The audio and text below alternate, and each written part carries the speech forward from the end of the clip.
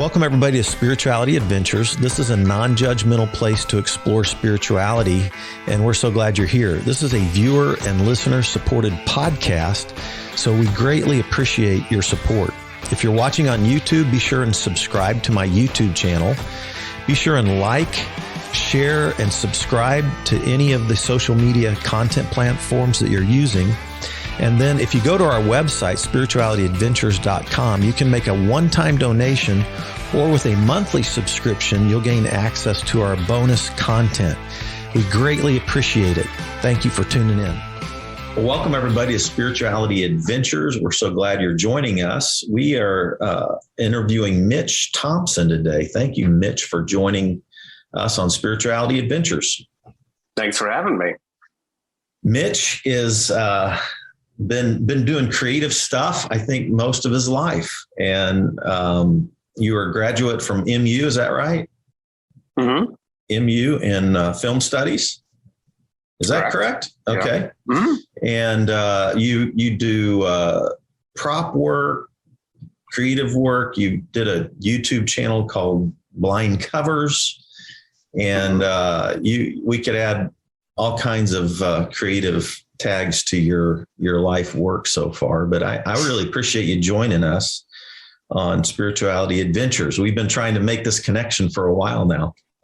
Yeah, I've been elusive. I've always heard you have to make a podcast host want it a little to make sure that you're really that guest, but all right. Well, also just bad at responding to texts. So. Oh, there we go. But I like the first makes it sound more mysterious. Yeah. Well, you did it.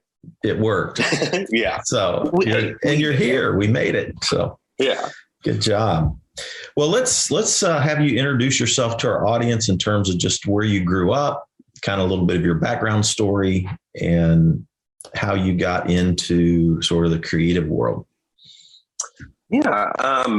So I'm from Gladstone, Missouri, which is just sort of like north of the river, very suburban. I very rarely ventured south of the river for much of my young adult life, which for anybody not from Kansas City who may be listening is where all of the cool stuff was when I was growing up. So very like hermetic, suburban life, until I was like, 17, 18. As far as like creativity goes, I don't know really where that started other than just kind of, being a very like quiet in my head kid who like spent most of my time either like thinking or playing video games. Basically I didn't like running, so that made my options kind of limited. And had to find some other outlets for any energy I had. So you mean like running in sense of all things sports? Is that what you mean? Yeah, just being outside, moving my body more than like a couple feet at a time. It just wasn't my forte. I much preferred being posted like 9 inches from my television, taking in as many flashing lights as I could. What's your 3 most recent listens to music? How are you listening to music? What are you listening to lately? I've been on a real Mountain Goats kick. I'm kind of always on a Mountain Goats kick, but I've been, a friend of mine is like wanted an introduction to their music. So I put together like a playlist of sort of their greatest hits. So I've been going through that. I've been in a real roots mood lately. I think like Questlove doing a lot of interviews for Summer of Soul has got me kind of back into listening to them. So they actually did a live album in, I think, Sweden. That's really great that I've been listening to that a whole lot. And then I'm actually looking on my turntable right now. I have the Atomic Blonde soundtrack, which just great, like 80s new wave, like post-punk, like kind of like foggy Berlin music. So it's funny, because I'm I grew up in the 70s on prog rock, and and then the 80s, when everything went to hair band metal, I just didn't really get into that scene so much, the glam band, hair band stuff. But that what you just named, that scene in the 80s was kind of where I found myself following music. Yeah. Mm-hmm. Yeah. Well, cool. What are you currently reading, or how do you consume information? If it's podcasts or whatever, what are you listening to or reading lately? Like, information. Podcast is a way bigger question. I have been like getting into reading more. I just finished, I never read The Hobbit, so I just read through that. And I'd also never read any Kurt Vonnegut. So I'm both of these were just sort of like, saw them at like a dusty bookstore for 25 cents. I was like, you know what? I should finally read this. Which Vonnegut book did you pick up?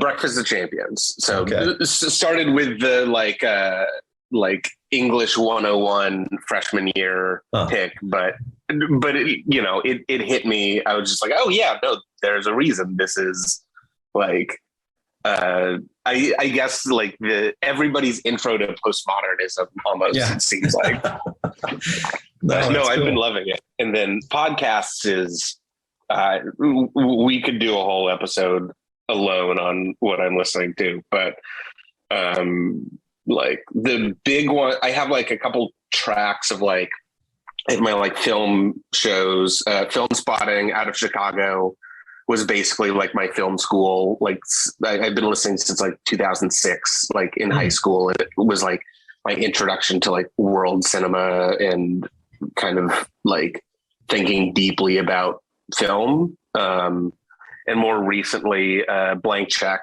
which is kind of like it's like comedy meets serious film criticism, and like they do basically mini series on a filmmaker at a time. And that's kind of the show that like single-handedly got me through the pandemic.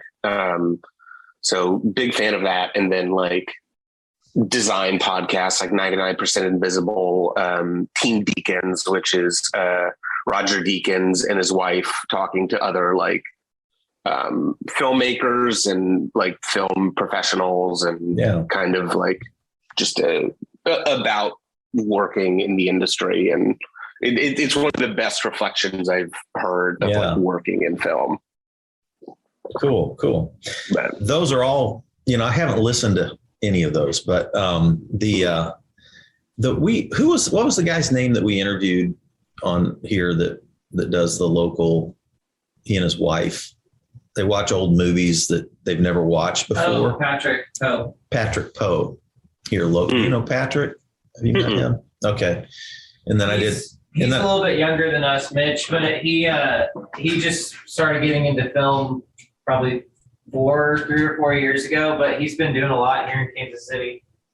Oh, cool. Local guy. And it's kind of a fun podcast. I mean, he and his wife just watch old movies that they've never watched. They're kind of like sort of iconic movies. And then they dive pretty deep on it, but still have a lot of fun. And then I also interviewed Adam Roberts at Screenland Armor. He runs Screenland, and then he does a film thing in April. Isn't that coming up here in April? Panic Fest is getting ready. Panic Fest. Yeah. Oh yeah. Here in Kansas City. So those are the 2 local film interviews I've done. Yeah. You should definitely check out Patrick's. It's called First Timers Movie Club. First Timers Movie Club. I'll check that out. It's really fun.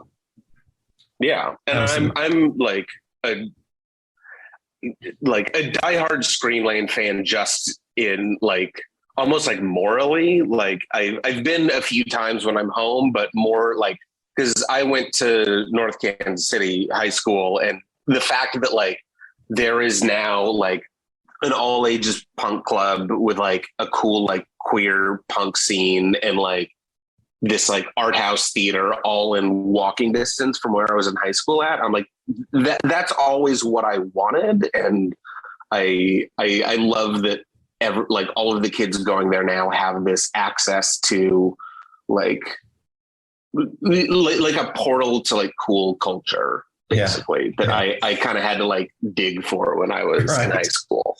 Yeah, that's fun. All right. What's the craziest thing you've ever done in Kansas City, since you're a Kansas City kid, you know? Crazy fun, crazy. Yeah. Whatever. Crazy get you in jail. Any of those. I mean, there's an answer to that one. Like I was a very like buttoned up kid. Like I was terrified of breaking the rules. I guess the one exception is when I stole like thousands of dollars of video games when I was working at GameStop. I like right at, actually, I was still in high school, but just stole so much, and they ended up getting caught, and not great, but I had some good times with those video games, though. I think that's how I got Oblivion. Yeah. Oh, okay. Well, that counts. All right. Good one. All right. But otherwise, not a lot of like, I didn't have like an adventuresome like teen years. Yeah. Other than, Well, okay. So there was a mutual friend of ours, and this is also like the nerdiest setup to like a fun teen prank story. We were on an improv team, and we were upset that our friend was skipping improv practice to hang out with his girlfriend, which very on brand for me. So we decided to go to all of the local barbershops and ask for their trash cans full of hair. And we filled the bed of his truck with hair. Oh my God. Thinking like, oh, it's like a fun prank. And he didn't agree. And like, as soon as he came out and got really upset, like we very quickly sobered up, and it was like, oh, that was weird. That was weird and mean to do. But yeah. Did he slap you? No, but he got very huffy about it. I'm still haven't gotten over the Oscars, so anyway. Yeah. I mean, as a culture, we may never.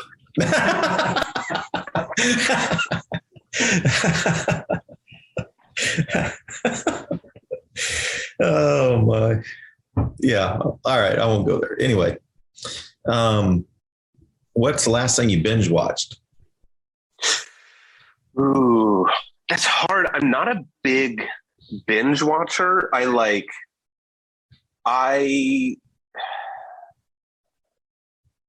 There has been something, but like my brain just can't do TV. Just like I don't have the attention span for it. I'll get like really into a series, and I'll watch like 2-3 episodes in a night and say like, this is incredible. I cannot wait to watch more of this. And then I will never go back to it. I'll be like, oh, I need to like save some of this so that I have more to watch later. And then I just never go back. Like part of me is like, I want to, I'm like afraid of finishing it and not having any more like good stuff left. But part of it is also just like,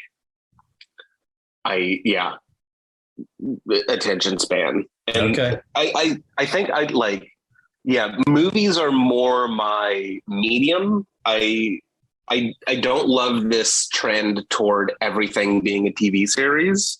I think there's a real art form to being able to like tell a complete story in one work, in like one sitting. Like having a complete character arc, and like once like some of these stories, once you start dragging them out to like 8-10 hours, there's like a point where you're like really getting able to spend more time with, you know, characters and sit in how they're feeling. But then you start stretching it a little further and it's like, this didn't need to be 10 hours. Just like a lot of movies, I'm like, this doesn't need to be 2.5 hours. Like you can do so much in 90 minutes. But yeah, that's interesting. I hear people on both sides of that. But I've been reading a gal named Julia Cameron lately, who wrote a book years ago called The Artist's Way, that is a kind of like taking the 12-step approach to blocked artists. Oh my God, are you kidding? Yeah. My laptop was literally sitting on a copy of The Artist's Way that I have been. That's crazy. In process of starting for several months now you need to let me know what you think of it. I'm on, she's divided up like a course, like a 12-week course. And I'm on week 8, and I'm actually working through the whole thing, because I'm treating this whole meltdown of my life kind of like a creative recovery for me. So anyway, but yeah, she talks about, she's been doing plays and movie scripts and screenwrites for years, decades. She's married to Martin Scorsese at one time. And, interesting. She's influenced just Elizabeth Gilbert. And I mean, you just go on and on the people she's influenced, but fascinating. Yeah. But yeah, she was in there calling the mini series of bastardized kind of thing. She was not a huge fan of, even when the first mini series started, kind of coming out, like, but anyway, I mean, there's an art to it, and like sometimes it works. I like it as a happy medium between like film and the old style of like TV series, where you'd be shooting for like a second, third season pickup, and it'd be like 20 episodes, which like that is also not like sustainable for like good storytelling. So like there are great like single seasons of television. Like I think several years ago there was this show Terriers on FX that like it was supposed to be like they were trying to make it like a multi-series show, but it ended up getting canceled. It was like just like 8 or 10 episodes, but kind of ended up being a perfect arc of a story that I was like, I'm sad that like these people didn't continue to get to work, but I love that it just ends in a complete way. Yeah. Like I'm not fully against the miniseries thing. Yeah. I just don't like that a lot of we used to have like mid-budget adult dramas that played like blockbusters. And those have all gone away, and those are all miniseries now, because that's the only way they can get made. Yeah. So that's what I liked about Midnight Mass. Oh yeah, Midnight Mass. Ooh, I haven't seen that one. It's a trip. I hear it's great. Yeah, it is a trip. Yeah. Mm-hmm. Well, what's the favorite place you've ever visited in the whole world? Paris. Awesome. Yeah, just very quick. I've not ever been to Paris, so yeah, that's probably on my bucket list. I've heard it described as like the one place that you can't really oversell. It's just it was also like my first time like going to Europe, but it's just like, oh, you know exactly where you're at. It's great. Very cool. What do you do for fun when you just have free time? Productive or unproductive? Either. What's fun? On a good day, I will just kind of take my camera and go to a part of the city that I don't go to normally and walk around. That's my like sound good answer that I like. I don't generally do that. A lot of times I'll crash on my couch, and like recently I'll just like flop onto my couch in my dark living room and play Hades, because that has been taking up just hours of my time. But yeah. Are the pictures on your Instagram like from doing those kind of forays into the city? Yeah, there's some cool pictures on there. I like thank you. Those. Yeah. It was kind of. Oh, go ahead. Now, do you have some things on your, like, call it bucket list if you want? You're young for that, but what are some things you definitely want to get done before your life? I definitely want to go to Japan, which I think some friends and I are planning on doing that next year. It sounds like. Like the easy one is just travel more, and there are a lot of places I want to see. A lot of that's the big boring answer, but yeah, I like that. What's your most embarrassing moment? I mean, how much time do we have? Funny, embarrassing could be. Yeah, that'd have to be.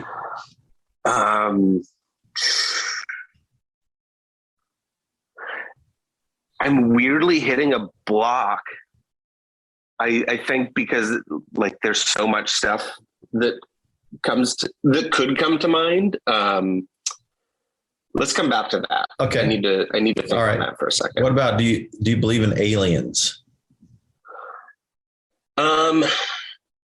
Broadly, yes. That we can interact with, probably not. But it's one of those things that it's kind of fun to dabble in believing every now and then. Like, I like a good UFO story as much as anybody. Sure.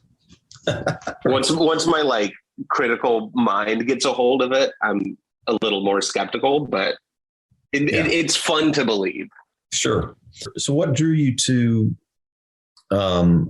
film studies at MU? Like what, like, cause you're watching video games. How do you get from video games to wanting to do a major in film study? Well, so I actually originally went to Mizzou for journalism. Specifically, I wanted to be like a video games journalist, because like this was, I guess, backing up into high school, like right when iTunes first added podcasts. I got very curious, and like back then it was literally just like, people in their living room kind of trying to like self-produce these little almost like public access radio shows, which I loved, because like that's when I was like mowing yards for money in the summers. So I would just like download all of these like weird nascent podcasts and listen to those while I was mowing. And that was kind of my exposure to like kind of my like big exposure to like thinking about art in different ways. So like I like an early one of the first like major I remember Ebert and Roper uploaded their weekly TV show, just the audio as a podcast. They were like one of the very like early people to buy into that. And so that was kind of an outlet for me to sort of discover. Listen to that one. Yeah. Oh yeah. That was fun. Yeah. And then like right around that time, when I was in middle school, they would upload, or no, the school just got free bundles of newspapers for the students to read, just kind of as a, like, I don't know if it was like an official program, or we could just like walk into our homeroom and grab the Kansas City Star. And I would always like pull out on Thursdays, they had the FYI, like arts and culture section. And I would just read all of the reviews for the movies coming out that week, which like was mostly the big releases, but every once in a while there would be some like weird indie film that just the concept that it's like, oh, this is something I'd never heard before, but this person really likes it and vouches for it.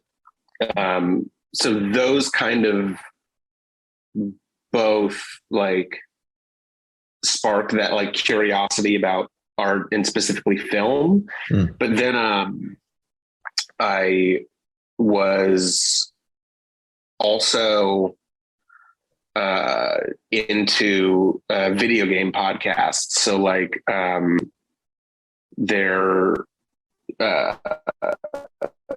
there's this one called Team Fremont Live, which was literally just like 3 dudes in Minneapolis getting together and like having beers and talking about video games.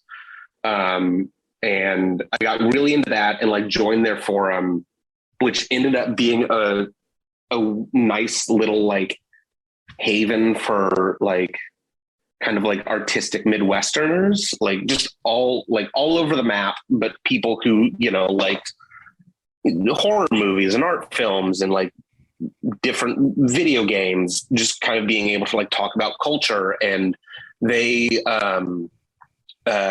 let me do a lot of like writing for them. Like I would just, you know, when I was still in high school, I'd be like, I want to program like a summer film festival for this. And so I just like put together a bunch of like, it was like a weird collection of films every year. But just stuff that I wanted an excuse to watch and talk about. Like that was my first exposure really to like Kurosawa films and just basically anything that I had heard, like, this is good. And like, you should like engage with this in some way. And then that was also right when video games journalism was starting to go from like consumer reviews into actual like criticism, into like you know, more like, you know, buy or don't buy this game, into what is this game trying to say and how does it say it differently than any other medium could. And that was the stuff that like was really interesting me. Like I remember Games for Windows magazine was weirdly like had this high concentration of great writers who thought really critically about games and wanted to like get into like deeper writing. Like Jeff Green was like a huge influence on me. Just that kind of group of people. Yeah, it hit me at a point when I was starting to think really critically about art, and I was like, well, I like video games, and it's a match made in heaven. So I initially went to University of Missouri for their journalism program, wanting to get into that kind of writing.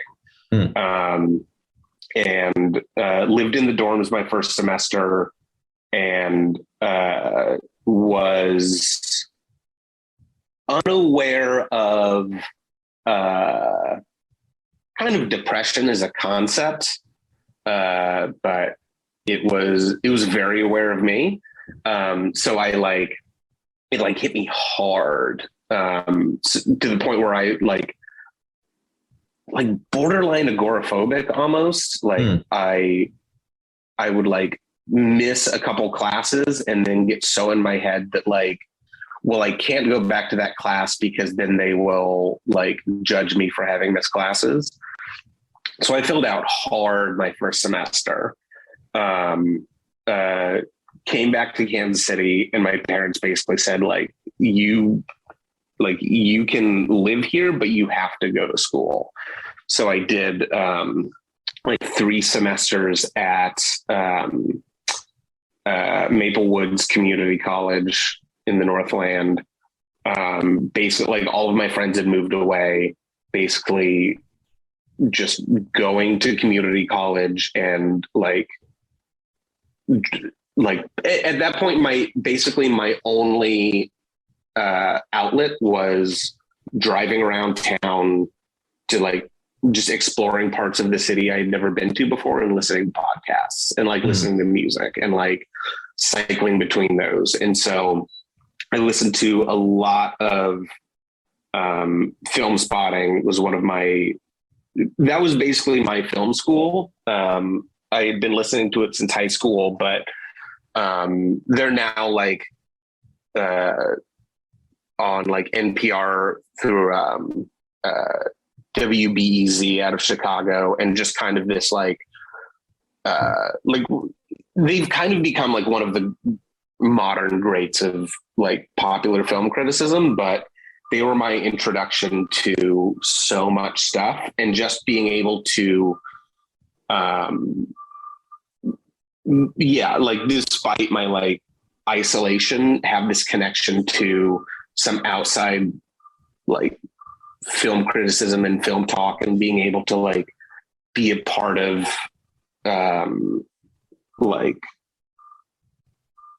film culture, I guess, really got me through that period.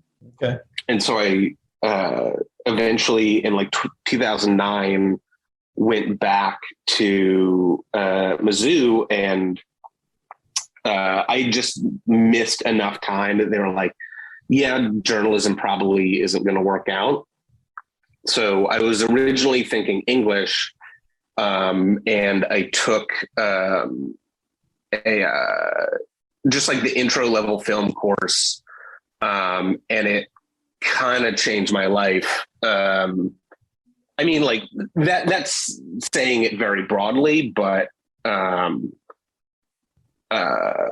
being able to take everything that I had been engaging with on my own, and being able to discuss it with other people, and it just very much opened me up. And I remember I was in the first class to graduate with a film studies major. They basically announced that they were going to be making it a major. And I remember having just a shaky, heavily rehearsed call with my parents being I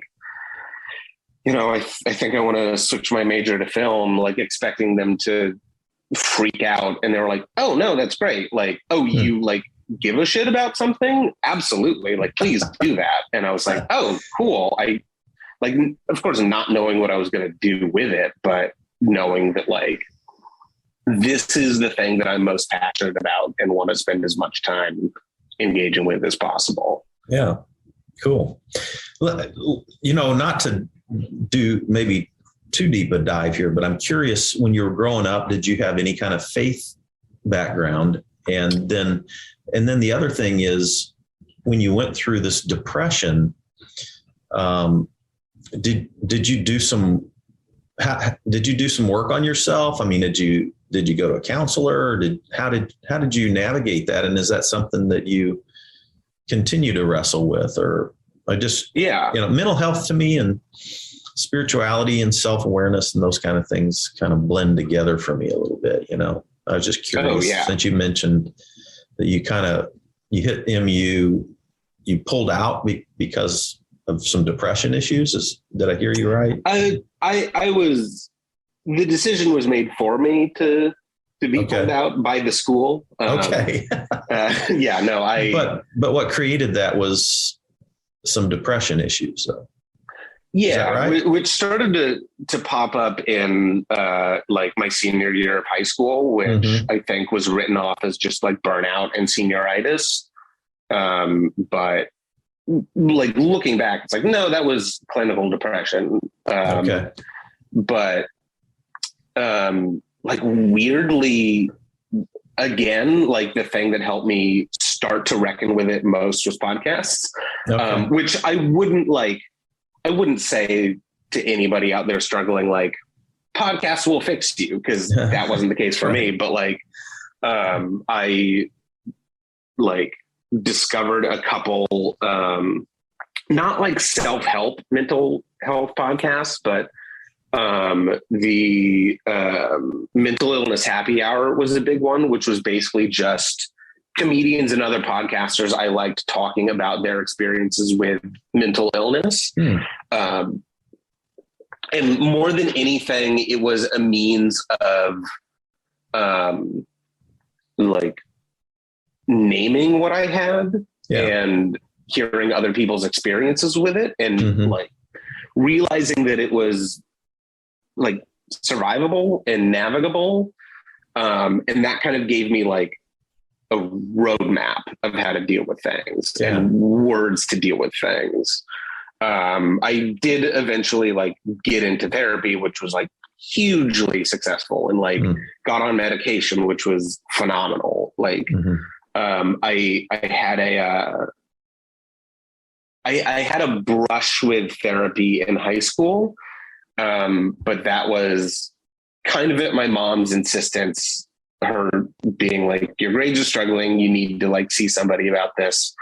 And my only therapy session in high school, she sat in on, and it was basically her telling the therapist like everything I needed to work on. And it was very like out of my hands. So, which I'm sure she is mortified hearing me tell that story, but I bring it up any chance that I can.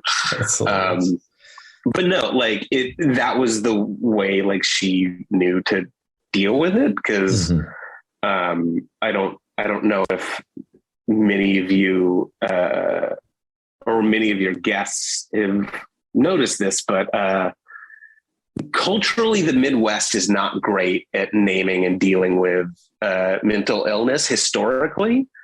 It's getting better, but I just looking back through like my family history and family histories of people I know, like it's very much this culture of that's just how it is, and you got to deal with it. Right. You got to, not deal with it, but you gotta get over it. Yeah.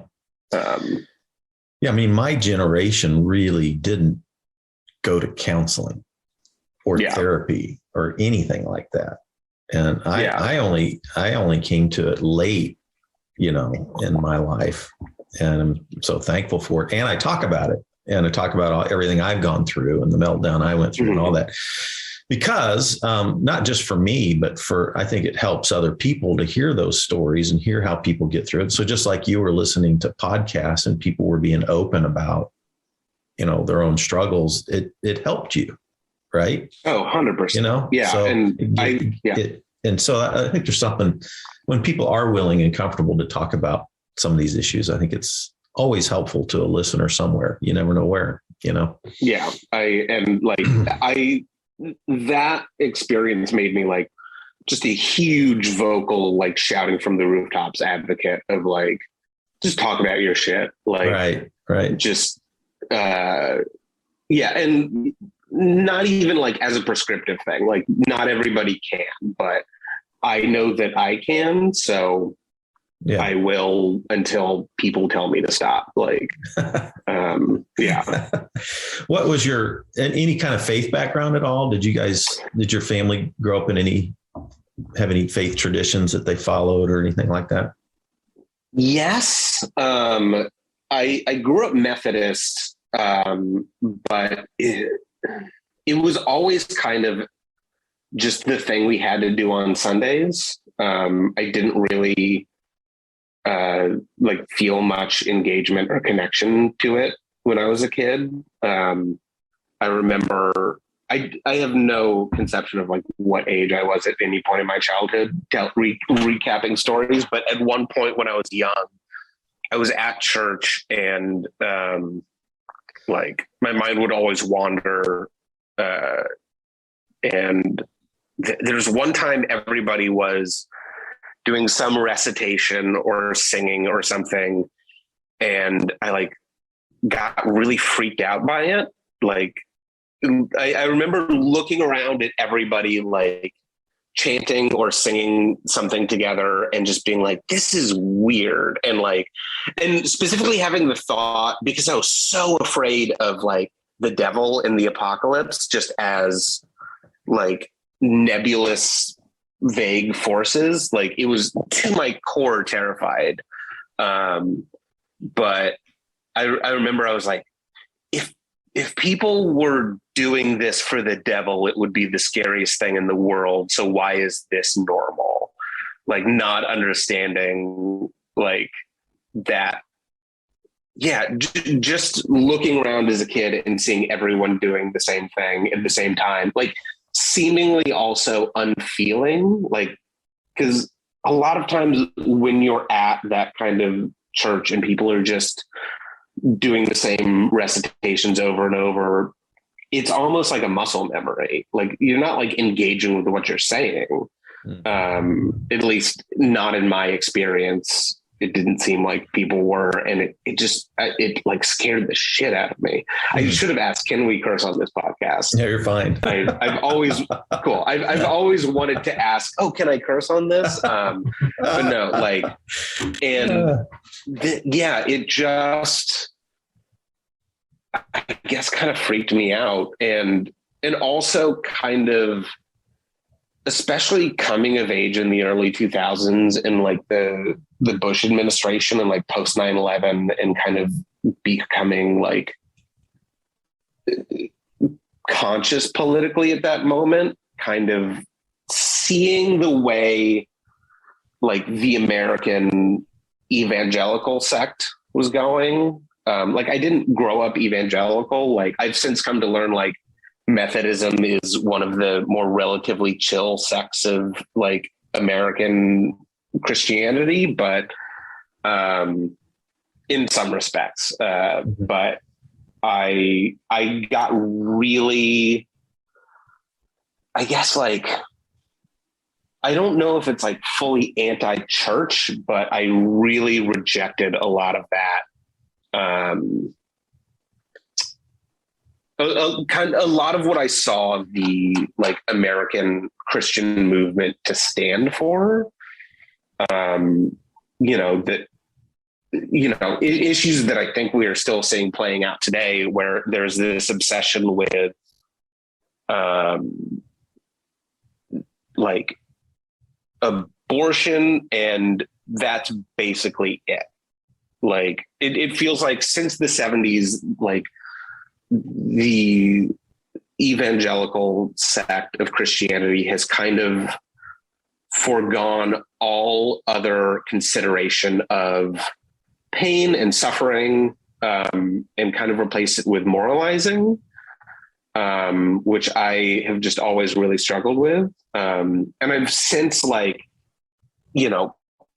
around to some, like, there have been people in my life like Matt and Sam Wells, who I see are like very like thoughtful, considerate Christians, which for a while growing up, I didn't think existed. Yeah.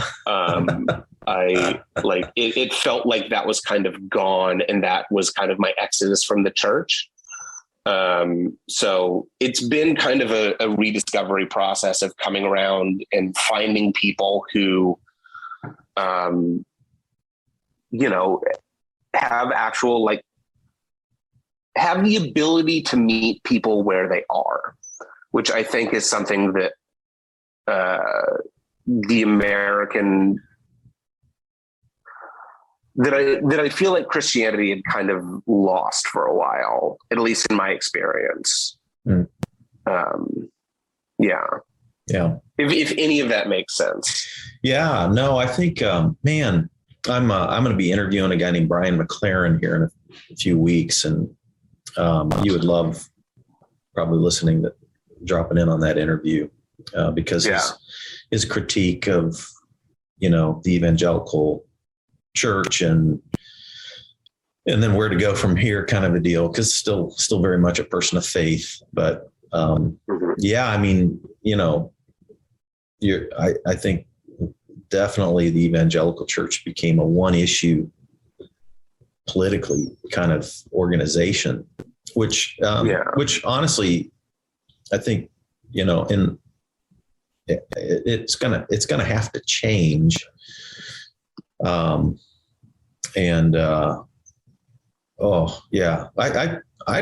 wouldn't disagree with your critique though. I think there's some real truth in what you just said. So let's talk about, kind of like your career and, what you've done since college. Give us some, take us to where you're at now in terms of, prop master. Yeah. Is that what you call yourself? So prop master. Yeah. We're kind of jumping through a lot of stuff there, but, give people sort of a 101 on Mitch and your creative career and how it's brought you into this world of prop master. Mm-hmm. I love that. So term.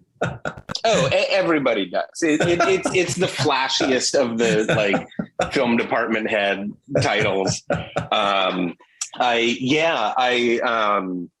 kind of like everybody else, I came out of film school thinking I guess I want to direct because that's the position that gets to be creative. That's kind of how it's always presented, is the director is the creative person on a set, and then everybody else just kind of executes that. Mm-hmm. And then I moved out here, and also while I was at school, and let's tell our audience, out here means you moved from Kansas City to I'm where? in Los Angeles. Los Angeles. All right. What part of Los Angeles? North Hollywood, up in the San Fernando Valley. Wow. So, close to a couple of the big studios that people know. I've toured a few of those just for fun, like a tourist, like a tourist. Yeah. Yeah. They're, whenever I have family in town, I'll make them my prop assistant for the day and just take them to all the prop houses. Cause there's Los Angeles, all of the big tourist stuff that sucks. It's garbage. Hollywood and Highland is just one of the worst places on the planet. I came when I was in high school to visit some family and came away. We did all of the tourist stuff, and I was just I guess I just hate Los Angeles. I guess Los Angeles is just the worst city. Because it was we went to Hollywood and Highland, Universal City Walk, the Santa Monica Pier. And I was just I guess I hate this city.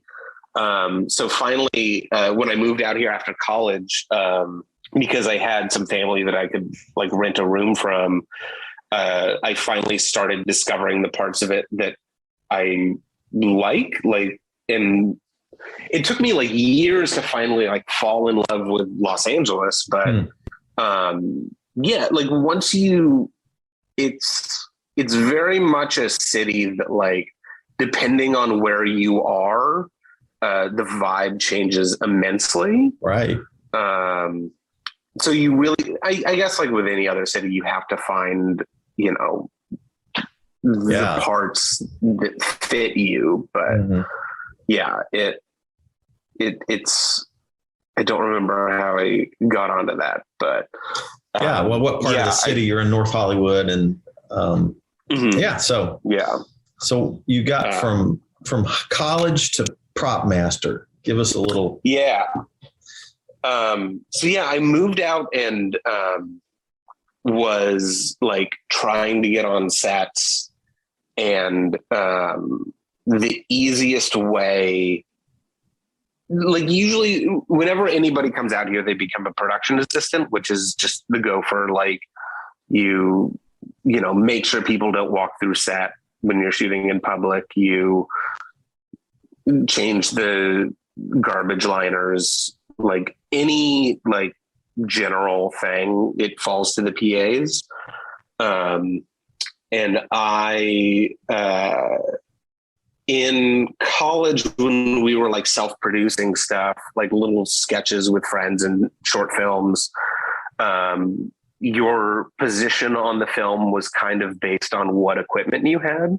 So like, if you owned a camera, you were the DP, the director of photography. if you like owned like a Rode microphone, you ran sound. And I had none of that, but I was very good at thrifting. So I was just like, well, I guess I could like find some props that we need, because like I know all the thrift stores in the area, so I can hit them all up. So when I moved out to Los Angeles, I just started looking for art PA positions, just because it was a little more specialized. And what I found is that if I wanted to actually get on set, it was a lot easier to do that as an art PA on small projects than a production PA. Just because like I ended up doing like more hands-on stuff, more like fabricating little props, more like, especially on like smaller indie budgeted stuff, doing a lot of like set dressing, which is basically like loading in all of the like furniture and wall furnishings on a set and setting it up and making it look right on camera. And so I kind of just started building a resume through doing that, and sort of fell into props. I did a lot of work with AFI, which is the American Film Institute out here. Mm-hmm. It's like a film conservatory grad school that like, you know, like David Lynch and Darren Aronofsky and Terrence Malick all graduated from. Yeah. And they do a lot of like shorts and thesis films and need a lot of unpaid help. So I kind of got into that crew and did a lot of like short films as prop master on that. Mm-hmm. And then once those people started graduating, they kind of threw me some work. And then I eventually, through one of those, got into working with this company, Nerdist, which at the time was Chris Hardwick's company. And they did just a ton of like weird little like YouTube sketches and that kind of stuff. And that kind of became my like art department in grad school, because there were maybe like 2, sometimes 3 shoots a week that we had to do. It was all very like, as I was there for like 5 or 6 years on and off. It was called Nerdist, Nerdist. IST, yeah. Yeah, Nerdist, okay. Yeah. Chris Hardwick's thing. And worked on like some really cool shoots with like really fantastic people. And it kind of set me up for having a career in this. And it like, it let me, that was my time where I got to like fail the most with the least repercussions, I guess, because everything was so sort of by the seat of your pants, like their expectations were really low, but I was lucky to work with some people on the art side who were kind of always pushing us to like try new things and like go a little further and like learn new techniques that we had never learned before. Cause it was like, look, we're getting paid to do this on this company's dime. Like by that time they'd been bought by Legendary Pictures. So there was like a weird amount of money behind these like little sketches that sometimes would get a lot of views and sometimes very much would not. But like, we got to, use Legendary Pictures money to like build a reel, essentially build like a show reel. And that was like really rewarding a lot of the time.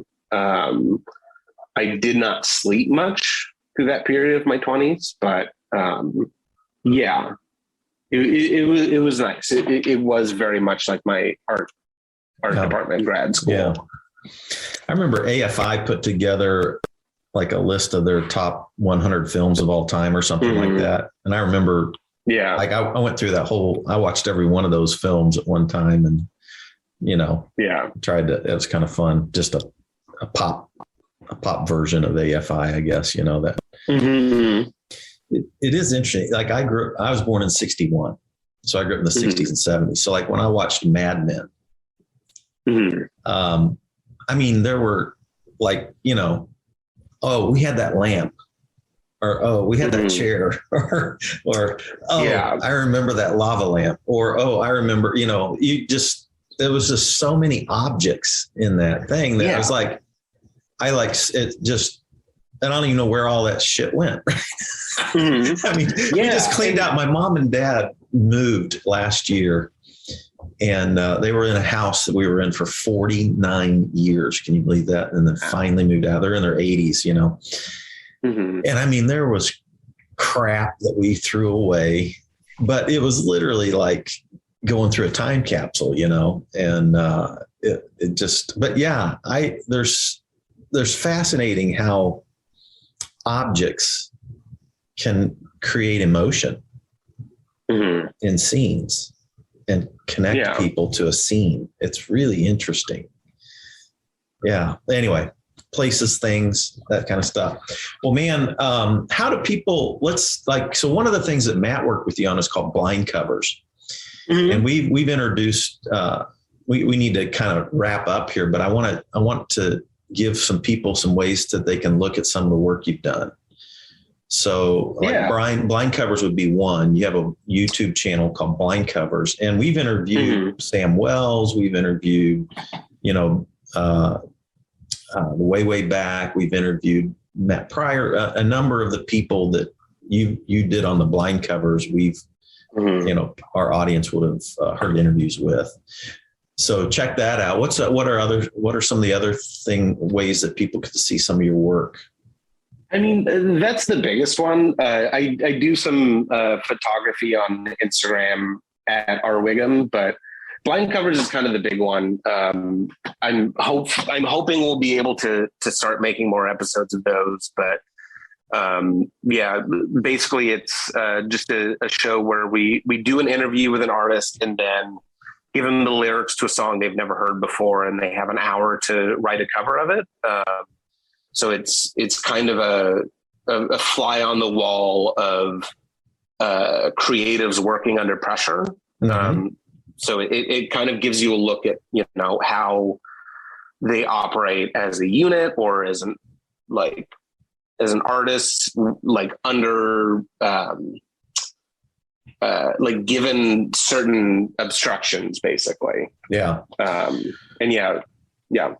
Do you have, I'm curious, do you have like a spot where some of the movies that you've worked on or some of the shorts that you've worked on where people could go and see a list of things that you've worked on and then watch those films or movies or shorts or YouTube shorts or whatever they are?